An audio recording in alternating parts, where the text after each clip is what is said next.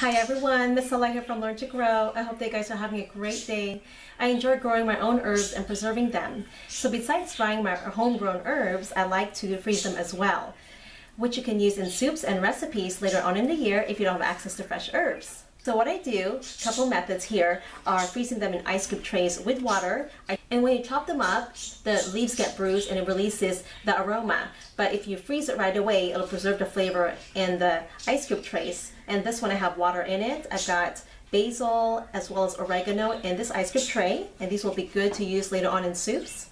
In this tray here, I've got some herbs and olive oil. I think I've got some rosemary in there, parsley, which are great for Italian foods later on in the year.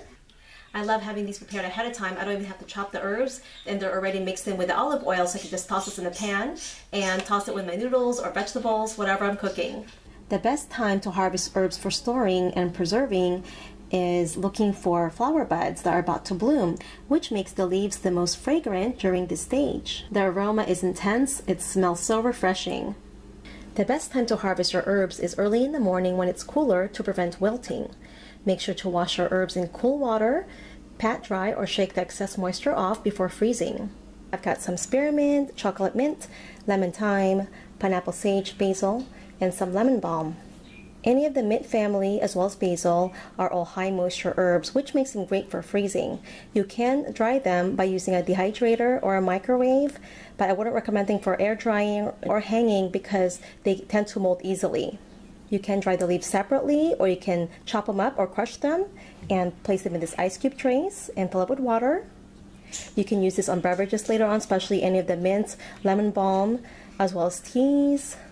One thing I wanted to point out when you're freezing your basil is that it tends to change color because of the enzyme that still works even during the freezing process.